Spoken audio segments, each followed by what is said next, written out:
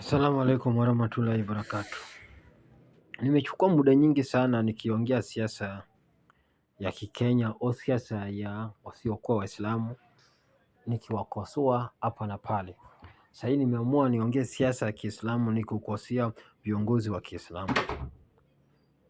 Na siasa ya Kiislamu inafaa, na siasa ya Kiislamu iko, si kitu ambao ni geni wala si kitu ambao haziko, iko kwa mafundisho ya Uislamu. Siasa asiasa ni uongozi na msimamizi wa mambo ya jamii kwa katika kufuata maamrisho ya Mwenyezi Mungu na mafundisho ya Mtume sallallahu alaihi wasallam. Misingi muhimu ya siasa ya Kiislamu ni haki na uadilifu. Mtawala anatakiwa hukumu kwa haki na asifanye mapendeleo. Yes, Kiislamu kuongoza lazima kuwe na hizo vitu. Hakika Mwenyezi Mungu anakuamrisheni mrudisheni amani kwa wenyewe, na mnapohukumu katika ya watu mhukumu kwa uadilifu. Mzuri sana. Hiyo ni sura Qurani 4:58. Mhukumu kwa uadilifu, ukuwe mtu ambao ni justice ya haki. Mashauriano, shura. Viongozi wanapaswa kushauriana katika mambo ya umma. Tunafaa si ushauri wa Islamu, si tunakaa tu nde hatuingii kwa siasa na mambo yao ni kuwa kushauriana baina yao. Ukisoma Quran 42:38, viongozi wanafaa washauriane kwa mambo zote inafanyika, hata kwa nchi ya Kenya, hata kwa siasa kama wataingia ni nini. Amani na kulinda haki za watu. Hizo ni vitu Waislamu lazima waangalie. Serikali inapaswa kulinda maisha, mali, heshima na uhuru wa watu kwa mujibu wa sheria. Uwajibikaji wa viongozi. Mtume swalla Allahu alayhi wasallam amesema, kila mmoja wenu ni mchungaji na kila mmoja ataulizwa kuhusu anayochunga. Sahihi Bukhari na Muslim. Unanipata? Hizo ni vitu lazima Waislamu wafanye. Kwa hivyo katika Uislamu siasa ni kutafuta madaraka kwa maslahi binafsi, mbali ni amani, huduma kwa watu, kusimamia haki na kutekeleza uadilifu kwa mujibu wa Quran na Sunna. Unanigeti? Wakati wa Mtume sallallahu alaihi wasallam siasa na uongozi vilijengwa juu ya Qurani na Sunna. Baada ya kuhama kuenda Madina, Mtume sallallahu alaihi wasallam alikuwa kiongozi wa dini, jamii na dola. Mambo makuu ya mfumo huu yalikuwa Qurani na Sunna, ndio zilikuwa msingi wa kisheria na maamuzi. Ni kama sasa hivi tuko na katiba, shura, mashauriano. Mtume sallallahu alaihi wasallam aliwashauri maswahaba katika mambo mengi kabla ya kufanya maamuzi. Uadilifu. Watu wote walitendewa kwa haki bila kujali kabila, utajiri au cheo. Uwajibikaji. Viongozi walijiona kuwa watumishi wa watu, si watawala wa kuwanyonya. Unanipata? Hiyo ndio siasa ya Kiislamu inatakikana, kwa sababu nataka kuongea sasa kwa viongozi wa Kiislamu siku hizi. Hiyo ndio kitu nilikuwa naongea, kwa sababu sasa hivi tunaenda election na tuko na viongozi wa Kiislamu na wanafanya kazi mbaya sana, wako bad performance kuliko hata Wakristo. Kulinda haki za raia. Waislamu na wasiokuwa Waislamu waliokuwa nchi ya dola walidwa maisha, mali na haki zao kwa mujibu wa mikataba na sheria. Unanipata? Wewe ukichagua kiongozi, hata kama uko Kenya hapa na wewe ni Muislamu, kama example kama Junet bila imechaguliwa Mgori, pale kuna Waislamu na sio kwa Waislamu, anafaa kulinda haki yao kabisa, na anafaa atowe matumizi kwa kila moja wao bila kubagua. Baada ya kufariki Mtume sallallahu alaihi wasallam, viongozi waliofuata walikuwa makalifa uongofu. Tulikuwa na Abubakar as-Sadiq, Omar bin Khattab, Uthman bin Affan, Ali bin Abi Talib. Hao ndio viongozi tulikuwa na after Mtume, wanalipa khalifa wanne. Hao ndio mambo ya siasa iliingia. Hao walijitahidi kuongoza kuwa kufuata Qurani na Sunna, wakisisitiza uadilifu, usawa na kuwajibika mbele ya Mwenyezi Mungu na watu. Nalipata? Ndivyo Mtume sallallahu alaihi wasallam alivyofundisha kuhusu sifa za kiongozi mzuri. Mcha Mungu. Kwanza kiongozi nakuwa akuwe mcha Mungu, aongoze kwa kumtii Mwenyezi Mungu, naongoze watu kumtii Mwenyezi Mungu Subhanahu wa Ta'ala. Mwadilifu, asibague watu kwa kabila, mali au urafiki. Hapo natakikana watu ajue kabisa. Mwaminifu, atimize amana aliyowapea watu. Hiyo ni Kiislamu, nasema vile natakikana mtu aongoze.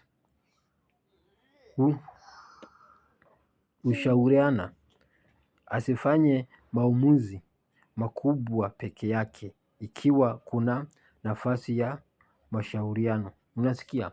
Hizo ni type ya viongozi ambao unatakikana. Asifanye vitu tu kiyeye, lazima ashauriane na watu, anahudumia watu. Uongozi ni jukumu la kuhudumia watu, si kuwatawala kwa dhuluma.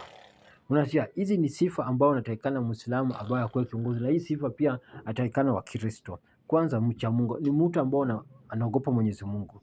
Ya pili, mwadilifu, mtu ambao anafanya vitu bila kuchagua watu, lakini sijui kama kachagua anaingia hapo.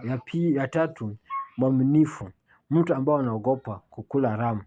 Ya nne, mtu ambao anatoa ushauri, anashauriana na watu, asifanye vitu peke yake.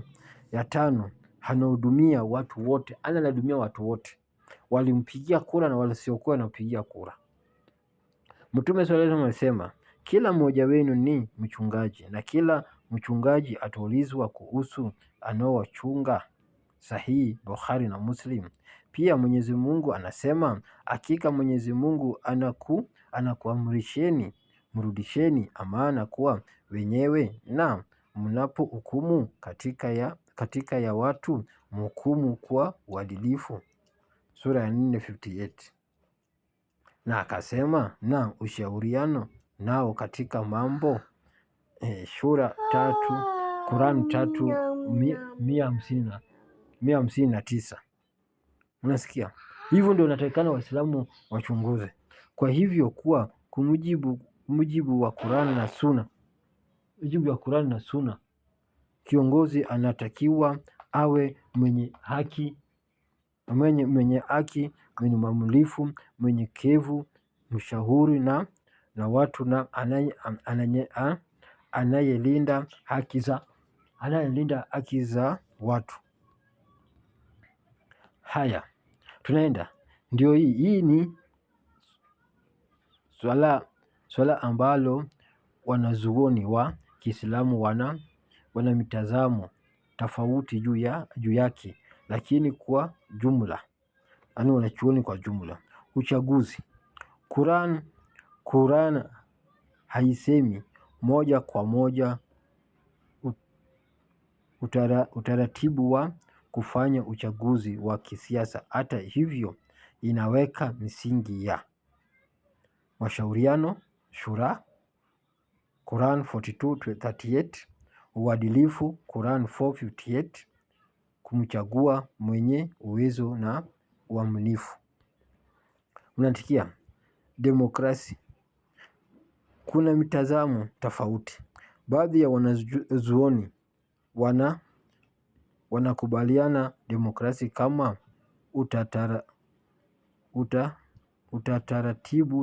utaratibu wa kuchagua viongozi ikiwa apingani na Qur'ani na Sunna. Wengine wanaona baadhi ya vipengele vya demokrasi inaweza kutofautiana na sheria, hasa pale sheria zinapotungwa kinyume na mafundisho ya Uislamu. Vyama vya kisiasa au kuwa na vyama vya kisiasa kama anavyojulikana leo. Wakati wa Mtume sallallahu alaihi wasallam, wakati wa Mtume sallallahu alaihi wasallam hatukuwa na vyama vya siasa. Sasa hii iko, ikiwa chama kinahimiza haki, uadilifu na maslaha ya majamii bila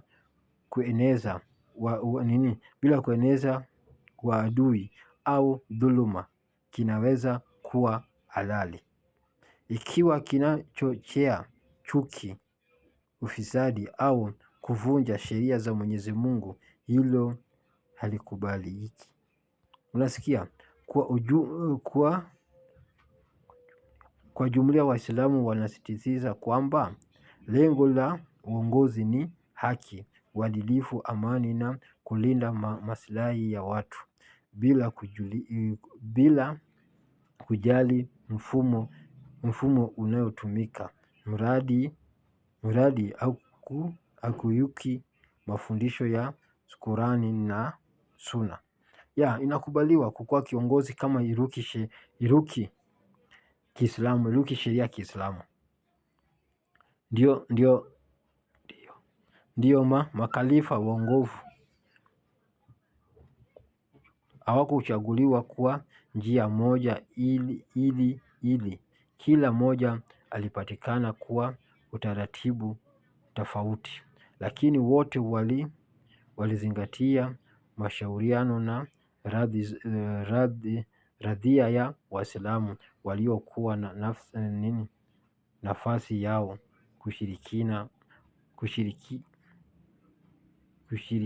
kushiriki katika huo.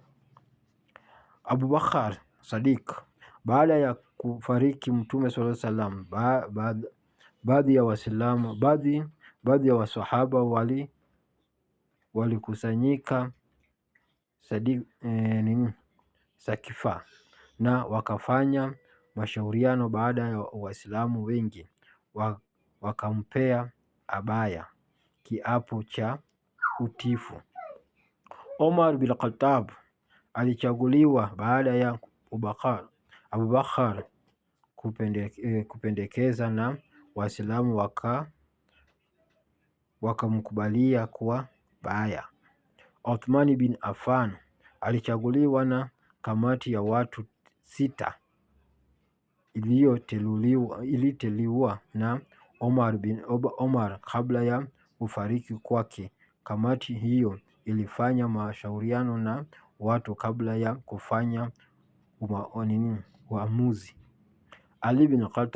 Ali bin Talib alichaguliwa baada ya kuuawa kwa Uthman kupitia baya ya Waislamu wengi waliokuwa Madina wakati huo. Mfunzo muhimu. Ingawa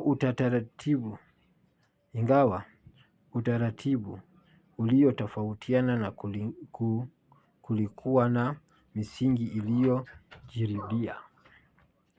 Kiongozi awe Muislamu mwenye uadilifu na uwezo. Hufanyika mashauriano, kupatikana kwa baya, ridhaa, kiapo cha utulifu.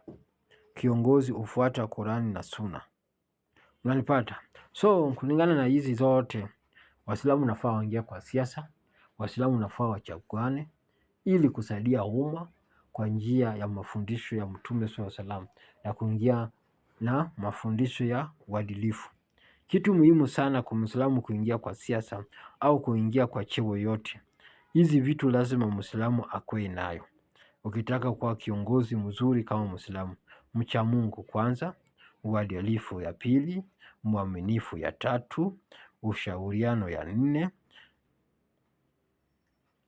na hudumia watu. Hizi vitu wa Muislamu anafaa akwe nayo kabisa. Kitu kingine Muislamu anafaa akuingize Qurani na Sunna ya Mtume. Qurani na Sunna ya Mtume, fuata vile Qurani inasema na Sunna ya Mtume inasema. Ushauri lazima ufanye, uadilifu lazima ufanye, wajibikaji lazima ufanye, ukuwe nayo. Kulinda haki za raia pia lazima ukuwe nayo. Hizi zote inatakikana Muislamu ambao wataingia kwa njia zozote afanye hizo. So nitaanza kuongea kwa siasa.